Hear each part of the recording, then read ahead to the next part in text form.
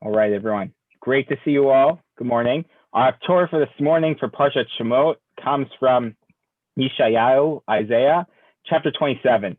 It's actually a collection of different Haftarah, of collections from Isaiah.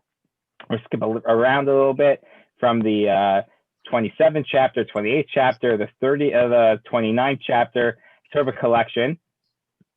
This is actually quite a unique week in that depending on what tradition you have, whether you're Ashkenazic or Sephardi, you have two totally different Haftarot. It's the only time this happens like that. If you're Ashkenazim, we read this Haftarah, and if you're Sephardi, you read the Haftarah from the first chapter of Yirmiyahu. Lamb, male lamb, and you read it from the first chapter of Yirmiyahu, and that's a huge difference. We're going to look at the Ashkenazi Haftarah for two reasons. One is we're Ashkenazim, or at least our shul is. And number two, the Haftarah for Yirmiyahu, the Haftarah for Shemot that's chosen from Yirmiyahu for the Sephardic rite, is actually the Haftarah for one of the Shlosha de Paranuta, one of the three Haftarahs of catastrophe that we read in introduction to Tisha B'Av. It's the first chapter. It's the Nevuah Hakdasha, the consecration, the dedication, the designation Haftarah for Yirmiyahu, for Jeremiah. So we'll cover that later when we get to that. So we won't be missing out by covering that. And the truth is that these two Haftarot, or these two options, speak to, again, we talked about the Haftarah and we try to think about the connection to the Parsha. They're really two stories, two narratives that emerge from the beginning of the book of Shemot and our Parsha of Shemot. What are the two narratives? If you have to make two central narratives, they're connected, but they're unique. What are the two narratives of these at the beginning of Shemot and the book and the Parsha of Shemot? Anyone?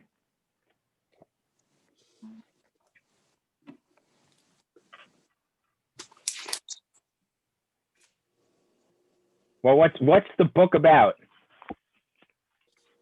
What's Shemot about? Moses leading the Jewish people out of Egypt. Ruth said we're going to break yours into two parts, right? Moses, right? What's the story? What is the Haftarah about? What's the Parsha about?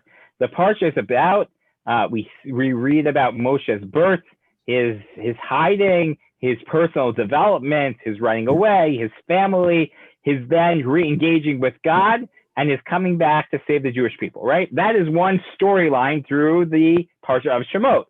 What's the other storyline that runs through the book of Shemot that Ruth alluded to at the end? The Exodus, right? The Jewish people leaving, and in order for the Jewish people to leave, we read about in the book of Shemot the enslavement of the Jewish people, right? How they were, the children were thrown into the Nile, how they were oppressed, they were subjugated, they called out to God, they didn't necessarily believe Moshe, then things got worse for them at the end. It's almost like you could read, it's like a good TV show, right? That has an A plot and a B plot, right? Our Parsha has an A plot and a B plot.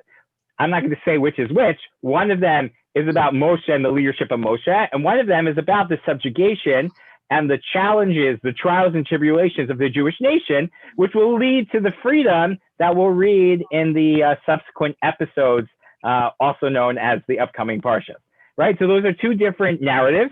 And the truth is that the Haftarah is that the debate over which Haftarah should be chosen reflects each of these two different narratives. The Haftarah that we are not going to study today is from the book of Yirmiyahu, which describes the consecration of Jeremiah as a prophet. He actually even uses many of the same idioms and language and metaphors that are like Moshe. It's almost like he's using, and very intentionally using, the Moshe-like model of a prophet to be brought to the Jewish people.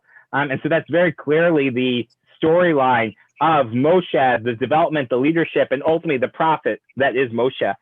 And then the second storyline, which we'll see today, is really about the subjugation of the people, the punishment of the Egyptians, and how that ties in to our Haftarah is what we'll look at today. But we see those two different things. Of course, they're connected, right? Moshe storyline doesn't make sense without the Jews being stuck in Egypt, but there are two different storylines that develop. That being said, the other reason why we're going to look at this Haftorah is that we've been lucky the last several weeks at looking at easier Haftorah. This Haftorah is very complex. It is confusing. It is from the midst of the prophet of Yeshayahu, of Isaiah. It is an obscure, esoteric, eschatological prophecy dealing with the end of days, with the future, with what will come. It is written in a language that is often complicated, that is full of different literary phenomena that sort of make the conversation a little bit difficult. There's you'll hear the language, the words, there are plays on words, there's repetition of sounds, certain type of use of syntax, and a lack of transitional words that sort of push the story forward but leaves a certain level of obscurity and confusion. And that's really somewhat the personal style of the prophet of Yeshaya, but also is a little bit about the way we look at the nature of his prophecy and the role of the message that it's trying to bring for the people. There's a lot to talk about that, but our job is to stay rooted in our Torah and not to give a foundational introduction to Yeshayahu. So we're not going to, but we'll pick that up as we hear the words about some of what that says. The other part just to note is that there is some cultural, political background to know, the geopolitics of the time that Yeshayahu is commenting on, that some of this is this eschatological future look, and some of this is, a commentary on the current, or really contemporary to his time, geopolitical messages of the moment. So what's going on here? So just as a reminder, there are two big powers that are looming large on the Jewish scene. You have to the north the Ashur, the Assyrians, and to the south you have the Egyptians. And really, politics, unlike today, unfortunately, in those times is really just about one thing and one thing only: who is powerful, who is strong, who is weak, and who is not able to assert their will. And you can read this in Tanakh, you can read this in other places as well, but people want to assert themselves and want to align themselves with the powerful and to prevent other people from exercising their power over them. So there's a debate among the Jewish community, and the Jewish community at this time, there's a little bit of debate whether this is after the 10 tribes have been exiled or not, but let's assume it's before. So you have the northern tribe and the southern kingdom, right? You have these two kingdoms. There's debate within each kingdom. Who should they align themselves with? Should they align themselves with Ashur and pay them off? Should they align themselves with Egypt and pay them off? Should they try to strengthen Egypt to be a counterbalance against Ashur, or vice versa? And so you have this challenge, and we'll see Ashur and Egypt play roles in the Haftorah. It's important to realize these are political entities at the time, and obviously tie into our Parsha as well, because Egypt does loom large at the beginning of the book of Exodus. All right, is everyone with me? We're going to dive in now. We are in Pasuk Vav, verse 6, chapter 27. Habayim Yashresh Yaakov Yatzizu Farach Yisrael. In the coming days, in the future, Jacob will strike root, and Yisrael will form a sprout and blossom. Umalu pnei tevel tinuva, and they will cover the face of the earth with cottage cheese. Just kidding. Where Tinuva is the cottage cheese company in Israel. Will cover the face of the earth with produce, with Tinuva, with fruit. And even this already is I'm glad I see some laughs. So I'm glad I rehearsed that one, right? There's a certain amount of knowledge you have to know to be able to get that joke, right? But over here already, I mentioned that his literary work is full of puns. So the metaphor is Habayim Yashresh Yaakov, that Jacob will take root. We're using the planting metaphor of taking root. Yatzizu Farach, it will blossom and bloom like a tree, like a fruit, like a plant. Umalu pnei tevel tenuva, and will cover the earth with fruit. But tenuva is also sounds like, and it's a play on words with the word tivuna, which means wisdom, knowledge, understanding. That the end of days will come with a certain understanding. So we see the prophet is playing on this word, sticking to his metaphor, right? It has to be about produce, but clearly the person listening, that the whole world should be Malay Dea Hashem, right? That at the end of the days, the world will be filled with the knowledge of God, of wisdom. So Umalu Pnei Tevel will cover the entire earth, not with fruit, but with wisdom. So there's this play on words that's very clever. Hakimakat Makeuiko was the beaten, who was beaten, did he suffer enough in Keherik Haruga of Horag? Did he suffer as much as his slaughterer did? Meaning, are the Jews are being redeemed? Are the people who oppress the Jews suffering less than the Jews? It's a little bit hard to figure out exactly. Assailing them with fury unchained is what the JPS says. But bisasea is a really interesting word. At the root of that is the word sa'a. Sa'a is a measure. Is a measure of is a measure of, like ounces or pounds or grams or whatever. It's a large measure. So the question here is, what are we saying? Are we saying that they were,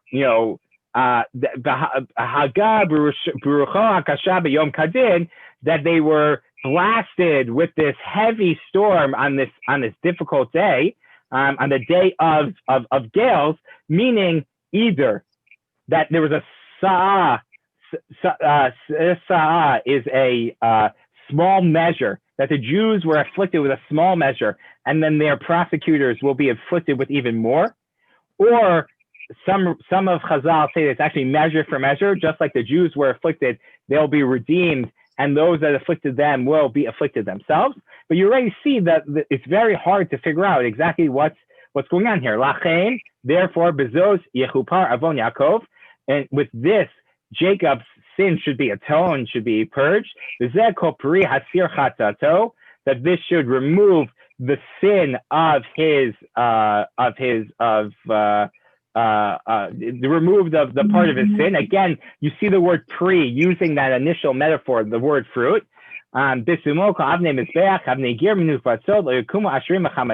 That they need to reset up the altar stones properly, and there should be no more asherim. Whether asherim, these are those trees of idolatry, and chamanim are other forms of either incense altars or incense pots, but basically ways that they would sacrifice in inappropriate ways. It's a little bit questionable here. What exactly is the sin that we're referring to? Is it about getting rid of avodah zarah, of getting rid of idolatry? And then clearly we understand what's going on here. Is everyone having a little feedback, or is it just me? Yeah, I was having a little, yeah. Maybe somebody's not on mute. All right, let me see something. All right, is that better now? Right, much better. Great. Yeah. Looking for. All right. So, what exactly is the sin that we're referring to here? On one level, it might be idolatry, right? And that's Asherim, and we'll see more of that as well. The Asherah trees, and that's very clear, right? That is a distancing of their relationship with God, not just they're sinning, but they're still connected to God, but it totally affects their relationship with God. They are removing their connection from God. The other potential issue here is the way they worship God. With the Bamot, over and over again, with the prophets, we hear that there's a challenge, not that they're worshiping other gods, but they're doing it on their own terms.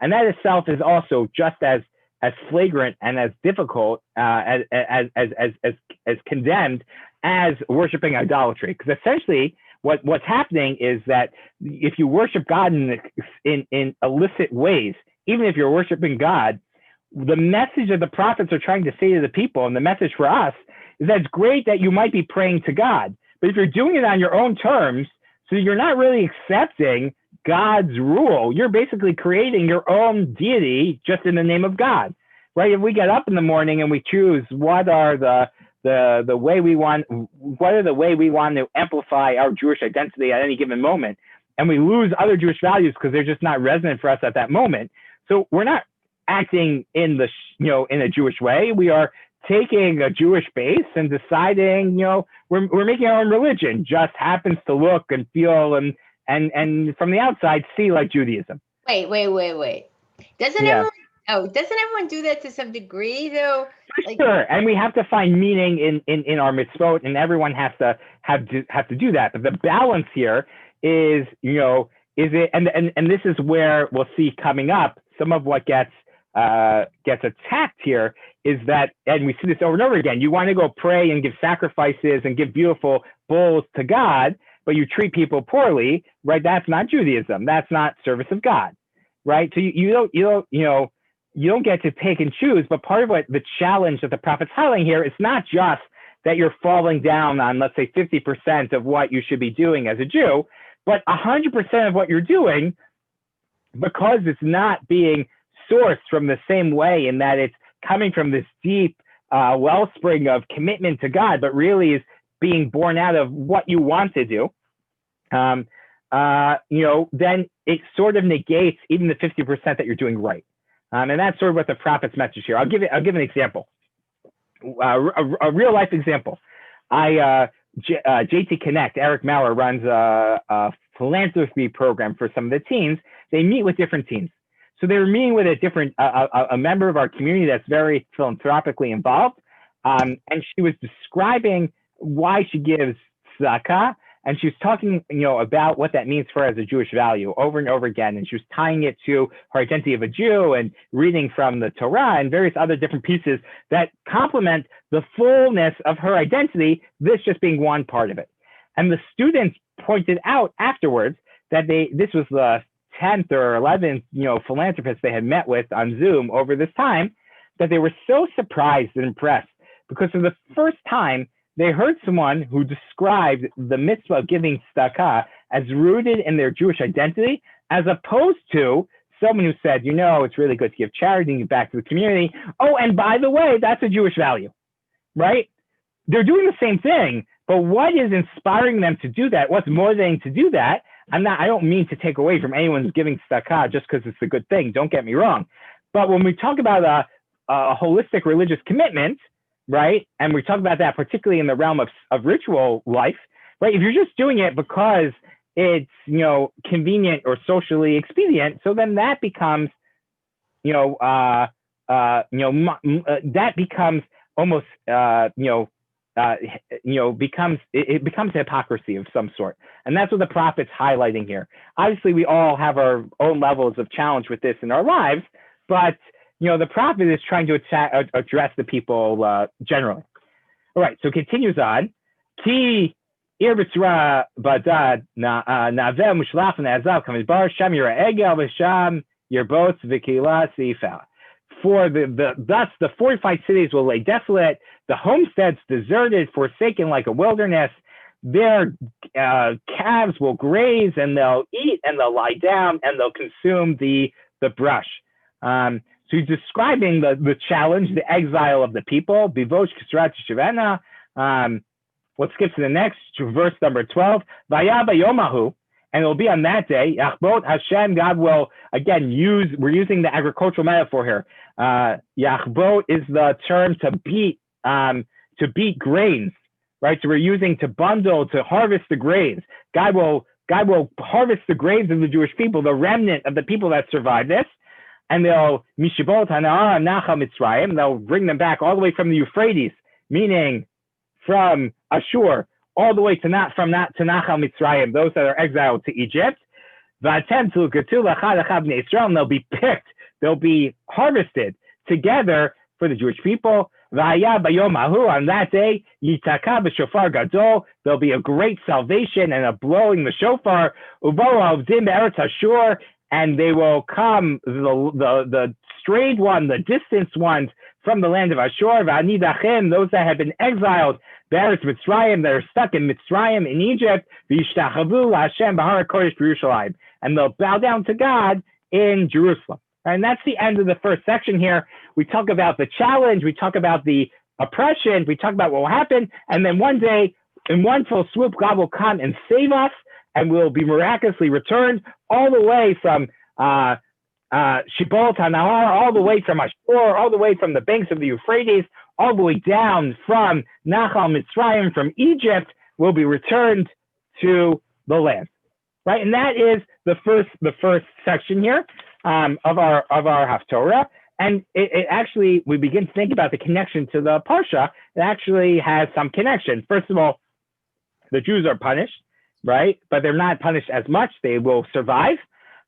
There's some type of tshuva that needs to happen in this process, and then God will come and save them.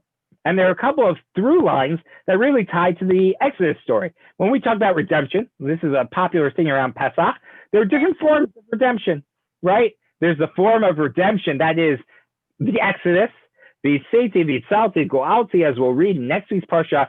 In one fell swoop, God will be miraculous, and there'll be these opportunities, and there'll be plagues and fire and lightning, splitting of the sea. In 1 second, you'll be a slave. The next second, you'll be free. You'll leave Egypt, and you'll be miraculous, right? That's the Egypt story, right?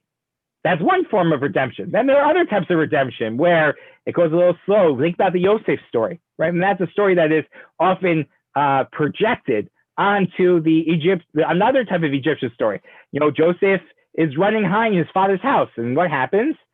He's sold as a slave. He's a slave, but he's a slave. He's not in jail, and he becomes the head of the entire household. Things are looking up. Good fortune, right? And then what happens? He recedes again, right? 2 steps forward, 1 step back. He's in the pit. He's a slave. He is the bottom of the bottom now. Then he works his way up into in the prison, and he's the head, and he has this way out that there's someone going to remember him, who's going to go to the Pharaoh, and guess what? He forgets. And so again, he's stuck. And then what happens? He's brought out, he advises Pharaoh, becomes the viceroy, and then he has a challenge with his brothers. And then after everything happens, and his brothers and his father's all there, he thinks everything's behind him, they're redeemed, they're one family, they're together, his father dies, and what happens? His brothers think that he's going to enslave them, right? They haven't really repaired the relationship. The story of Joseph's redemption is one that is not miraculous, but is not, exponential, is not, meteoric, that it just goes up, that it's from good to better to best very quickly, right? There are different forms of redemption that we talk about in Tanakh. This Haftorah is talking about a redemption that is miraculous, that is heavenly, that is very similar to the Exodus story that we're about to read. And so therefore there's a connection there. We're talking about the oppression of the people, similar to the oppression of the people in Egypt. We also talk about this exaltedness of God, that God will be clear, everyone will be able to see when God punishes other people and bring them back. That also seems to be part of what is assumed here in our Haftorah and what happens in the story as well. The Dot Mikra is a collection of commentaries written in Israel by the Mosar of Cook's organization. It was one of the new commentaries when they went and rebuilt the modern state and the proto-modern state, the Yishuv. They said we need to have a commentary that's based in the land of Israel. So they wrote this beautiful commentary, and the Dot Mikra notes on the Nevi'im right before Haftorah gives the reason why it's connected. So the Dot Mikra actually even suggests that this section is the core connection to our Parsha, and it's actually referring to not a future day, but a past day. It's referring to the reality in Egypt. Vayah b'yom hahu yitzakah b'shofar gadol is the Exodus. This is all referring to the Exodus. It's some sort of midrash read in terms of what that's referring to. Rabbi? Yeah. Yeah, one question. The very first pasuk of this Haftorah says, in the days to come, Jacob should take root, talk about blossoming. Would that fit into the Parsha at all? The growth of the Israelites, the Jews, that we bloomed, that we became a great nation, even though, yes. For sure. And particularly, that's a great point. And particularly if we're highlighting the narrative that is about the nation, and we're sort of removing the Moshe storyline. And if you kind of, is anyone a Lord of the Rings fan on this call? All right, I got a half lead, whatever. So has anyone seen the movies, The movies are excellent.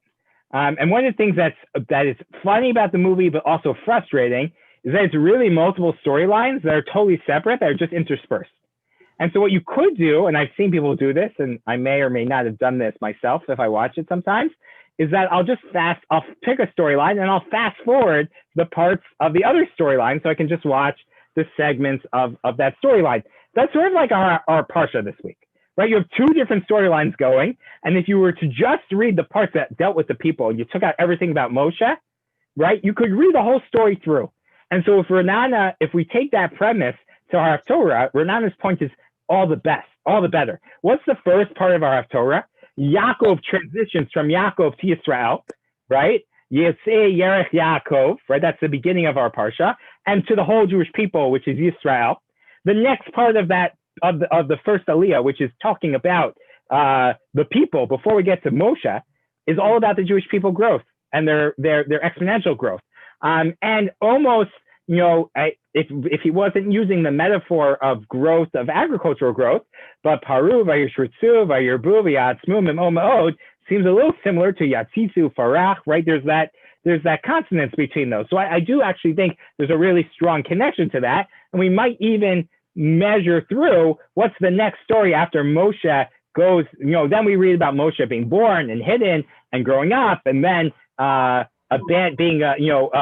battling against the Egyptian, and then coming to save the Jew and having to flee. The next part, if we were to fast forward to the next Jewish people part of the narrative, is all about their subjugation. Vayamim Ahem, Vayamat Melch Mitzrayim, the king dies.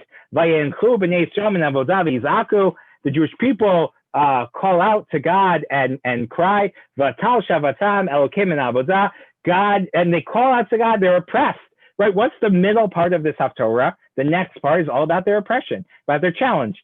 Part of the question we ask ourselves, and this might be one of the tie-ins, we never know, why are the Jews oppressed in Egypt? Right? We know that we're forecasted that they're supposed to be oppressed, but why are they oppressed in Egypt? Right? So that we Egyptians then appear to say, be afraid of them. Sorry, Lee and then Ruth. The Egyptians seem to be afraid of their growing power because of numbers. You're right, but why does God let the people be oppressed? so that we can say we were slaves in Egypt. And Right, so that might be part of it. The answer might be it's just our origin story. We keep talking about movies, so I just specifically is all the mitzvot that are associated for with sure. Don't oppress the ger because you were slaves in Egypt. Right, and that's why we need the specific origin story. Yeah. Right, this is what happens. Did we do something wrong? Did the people sin? According to Ruth's answer, the answer was no. They didn't not sin. Necessarily. It could be Not- also, but Not necessarily. All right, she's hedging. The other answer that some people give is no, that they did do something wrong, that they were too comfortable in Egypt, that they come, they're kings of the world, they have they're living on the fat of the land. This is part of the question, what was Jewish life like in Egypt, right? Were the Jews assimilated? Were the Jews true to God? We actually talked about that. Back in the day when we meet in person, there was one time it snowed on a Wednesday, and we did a Torah in the Snow, program on Zoom, and we talked about Jewish identity in Israel, and there's a debate there. So if we are understanding that there's something that the Jewish people did wrong in Egypt, that there's a sin that they need to fix, that also fits with the storyline. Mm-hmm. All right, so let's get further. So that's the first part of this. The next part is a totally new section. This is a section of Ho prophecies, not ho ho ho, but Ho prophecies, chapter 28, and we get a number of these. We got the first one. What are we doing here? The Dot Mikra says we need to get to 21 verses, right? That's the rule. So we're going to read to 21 verses. We've covered the section that we wanted to. The rest of this is just to get to 21. I think there might be a little bit more involved, but what we talked about in chapter 27 and what we're talking about in chapter 28 now are totally different, right? The sins that they are being criticized for are different. We were talking about spiritual issues. Now we're going to talk about interpersonal issues, and we'll see it's very different. So let's read. Ho, woe, alas, one of those type of words. Ateret geut shikare Ephraim. the proud crowns of the drunkards of Ephraim. Who's Ephraim? At least said the northern kingdom, right? Right? The northern kingdom, we refer to Ephraim, Yosef as the northern kingdom. Is this before that they have been exiled or after they are exiled? That's a debate. And one of the things that, when you read this, think about how haunting this is to the southern tribes, if this is after they are exiled, right? If this is, prophetically speaking to an exiled people, it's almost more haunting than not. The tzitz novel tzvi sifarto, whose crown of glory is a wilted flowers, asher arosh geshmanim halume yayin, on the heads of bloated fat men, filled and overcome by wine. Right? This is quite, no pulling, no punches here, right? For those who study Amos, this is very similar to Amos. Hine chazak ve'amitz la'Hashem, God is strong and mighty, kizeren barad sarkatev, like a massive shower of hail, a rainstorm of pestilence, right? By the way, indicative of some of the plagues, right? So there might be a connection there. Kizeren mayim kavirim shotafim hiniach la'aretz b'yad, like a torrential rain that's hurled down to the ground with great force. Biraglayim teramasna, you're trampled underfoot. Ateret geut shikorei Ephraim, you princely crowned drunkards of Ephraim, right? Very, very tough language here. Just to pick up on one word, he's playing with the words here, chazak ve'amitz, right? That sounds very similar to the refrain at the end of the Torah. The Jewish people are told, chazak ve'amatz, right? You should be strong. How are you chazak ve'amatz in each of those things?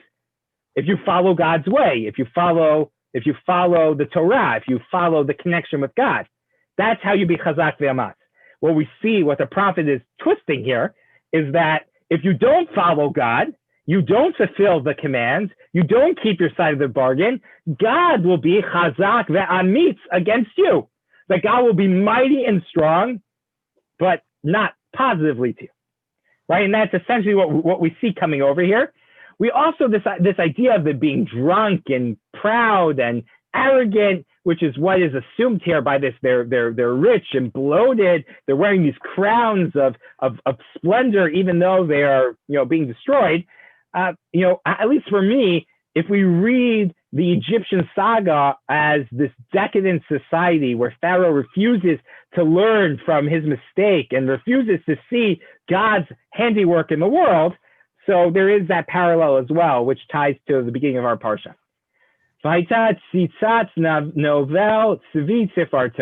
This wilted crown that it rests on their head, that's on the head of these bloated, fat Ephraim people. They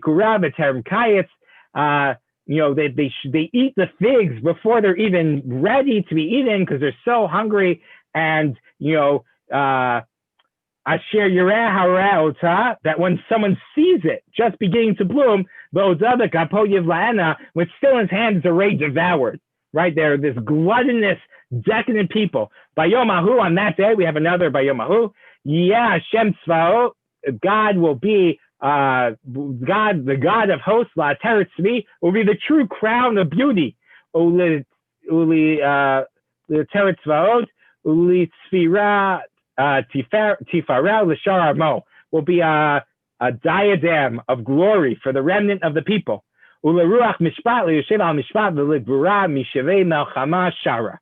That the spirit of judgment that will fill someone who follows God, who judges appropriately and with valor, that will be repel against any type of attack on the gate. Right? So there's this God will punish the people, but there'll be a redemption here as well, l'shar amo, to those that are the remnant of the people, who can connect to God's wisdom. And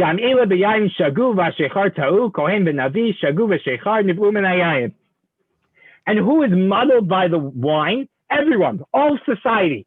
The Kohen, the religious leader, the Navi, the spiritual leader. We've already talked about the the princes, the heads of the political realm, everyone is corrupt. Everyone is part of this decadent society. They are dazed by their wine, dazed by their intoxication. Their vision is destroyed. They stumble in judgment, right? This is not very positive. Every table, is filled with vomit and filth without any space. The prophet then continues, how will they ever learn? How will we ever instruct them? Who will ever be able to expound these messages to them? Those that are like children that are still weaning off the milk of their mother. So what does he say? What's his answer? Kitzav l'tzav, from commandment to commandment. Tzav l'tzav, one commandment at a time will be an educational process. Kav l'kav, a little bit here, a little bit there. Ze'er sham, a bit at a time. There's this total. The prophet is saying, how are we going to re-engage the people? How are we going to teach, rehabilitate Ephraim? They're totally forgone. They're like infants. They need to be learned from the very beginning. They need to be weaned off their bad ways, and then they need to be taught tzav b'tzav, literally one commandment at a time, one piece at a time. 1 second, Ruth. A little bit here, a little bit there, just to finish this last part. When you teach them the Torah, you teach them the right way, it will be like a stammering jargon, an alien, a foreign language. They're not going to even know. They're so far gone, so removed. Asher Amar Lehem, you're going to have to teach them Zos Hamnucha Anichu La'ayef. This is the rest. This is what we're striving for. This is what we're trying to get to. Below Avlu Shemoah. They're not going to listen to you. They're so removed, so destroyed, so forgone that they're not able to even understand where they are, that they're like infants, right? Ruth, and then we'll talk about this point a little bit more. Just the tzav latzav, JPS and kav lakav.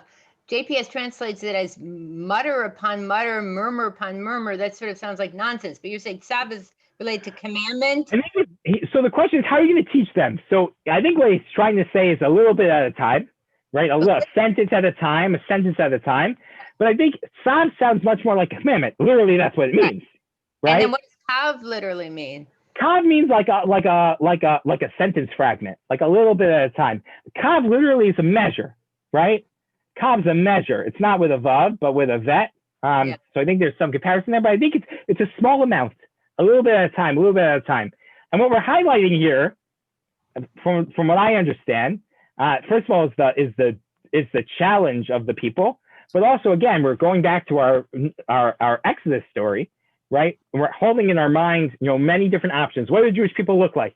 Are they great, Jewish communities in Egypt, or are they decadent, assimilated communities? And if we think that they're decadent, assimilated communities, which let's say assumed right now, so there's this challenge. And what does Moshe say over and over again? Right? They're like children, right? Am I a mother that weaned them to this point? Right? Moshe compares the people to infants. And we see the prophet here describing the either re-education or the initial education of the people, similar to that process. So we're if this is all about mirroring or trying to provide a foil or an extra interpretation into what did the Jewish people, what was that story, the narrative of the people in Egypt before the Exodus look like? Well, this might be part of that story. And this is whoever assigned this Haftorah to this Parsha, wherever that tradition comes from, they're clearly providing a certain commentary to what they believe the status of the Jewish people are at this point, right? We have this idea, right? We'll say the Jewish people, that it's not just that Paro gets punished, right? We'll come back to that in a second. I want to finish that point. Let's just get to the part. There will be to them lahem dvar Hashem, tzav l'tzav, tzav l'tzav, kav l'kav, kav l'kav, zerasham, commandment by commandment, line by line, a little bit here, a little bit there, l'man yochu, so they'll be able to march, but they're not going to be walking straight, because what they think is straight is really backwards, and what backwards is really where they need to go. The kashlu achor, then they will fall backwards. V'nishberu. Baru, they will become broken, and they'll be snared and captured, meaning this process of re-educating them is actually, in their mind, going to seem like they are going the wrong way. That's how much out of whack their spiritual, emotional compass is. Their moral compass has been so attuned the wrong way that they think it's going backwards, right? And so what do we see? And so then we skip, right? We could keep going on, very cascading language. We skip now all the way to the end of this next chapter, another Ho chapter. If you look at, if you have a Tanakh, chapter 29 again begins Ho Ariel, right? There are these whole, I think it's like, a number of chapters where that has, and then all the way we end, Lachen Ko Amar Hashem, chapter 29, verse 22, Lachen Ko Amar Hashem, Al Beit Yaakov, Asher Padad Avraham, thus assured God to the house of Jacob that redeemed Abraham, Lo Atal Yavo Yaakov, Lo Panav Yechabaru, don't be embarrassed, don't grow pale, Kibir Otav Yeladav, don't worry, but in the creation of their children, behold that my hands, the work of their hands will be clear, my handiwork will be within them, and therefore God will be glorified through the people, and they will be able to make holy the God of Jacob and be in awe of the God of Israel, right? So the end of this is that through this process of re-education, of punishing them and of bringing them back, that there'll be a certain glorification of God's name in the world. All right, that's the end of our Torah. But again, this ties so thematically to the story of the exodus and subjugation of the people. Because what do we learn? What's the point of punishing Paro? On the one hand, to let him have the people go. But what do we say in Shemot? What's the point of the Parsha? Right? What's the point of punishing Paro? If we fast forward through Moshe's encounter at the burning bush now, as we're slowly going through the Parsha, but doing it in my Lord of the Rings style, right? We're removing all the Moshe parts. So what does Paro say? What's the next Paro speaking part? Right? Moshe says, let my people go, right? And God's, and Paro says, no. Mi Hashem Asher Shema V'Kol Shlach Yisrael. I don't know who God is. I'm not going to send them, this and that. So what does God say? God says, I'm going to not let Paro say yes. Why? So that I can Leman, in order that I can have lots of wonders, and that I can make myself glorified in the eyes of the world through Paro. Paro is now going to become my pawn, right? Paro is going to become my opportunity to show the world the glory of God, right? And that seems to be what's happening here, right? The Jewish people get punished, and through God punishing people who deserve to be punished, God's truth and God's justice becomes public, right? It's not just Paro that gets punished. Who else gets punished in the Exodus story, at least according to the rabbis, right? A large percent of the Jewish people in the plague of darkness, that there's 4/5 of the people die, that they're not ready to give up their idolatry, they're not willing to take that next step, and so they also get punished. And that is a way of glorifying God by showing true justice in the world, and therefore that is essentially what occurs. The other part of this Haftarah, the second part, and really the second and third part, is all about this hedonistic, culture that seems to have supplanted everyone, and that's supposed to be in Egypt as well. And again, going back to Ruth's point, this idea about the educational system, Egypt was supposed to be an educational experience for the people, right? Over and over again, we learn that this is how the nation is formed. It's a Korah Barzel. It's a forging moment for the people. Unfortunately, it doesn't seem like the people learned that experience, and therefore we kind of need another educational moment, and that's essentially what we see in our Haftarah as well. So just to recap, we have 3 sections to our Haftarah. For the Haftarah that is about the from our Ashkenazi Haftarah, there really have 2 Haftarahs. For our Parsha, the Sephardic and Ashkenazi, it really subdivides based on what theme or what storyline you want to follow in our Parsha. Us Ashkenazim follow the storyline that's about the Jewish people, first about their subjugation. We saw the first part, which is this, flowering of Jacob, this redemption of Jacob through suffering, and ultimately quick redemption, which is similar to the Exodus redemption. We saw the second part, which is this comment on the decadent society that Ephraim is. That is the northern kingdom, the fat, wine drunken, arrogant crowns of Ephraim, and the challenge of re-educating them that comes. And the last part of Haftorah is really about the beautiful redemptive quality. It's the positive part. We never end the Haftorah on a bad note, right? We will even, we've seen this already, that we try to add back in either we repeat a verse or something like that. We don't want to leave everyone on such a downer, right? So we skip, the end of chapter 28. We skip the beginning of chapter 29 till we can find two verses that seem to be positive, and we stick that at the end of our Haftorah, reaching 21 verses, which is the minimum amount we need for Haftorah, and that's how we get the Haftorah of Parshat Shemot. Any questions? Rabbi, I just had something that I wanted to share from something you said near the beginning of today, which is regarding the tzedakah, the experience that you had seen with those people giving tzedakah, in which it might seem strange to some people that some people might think that it would be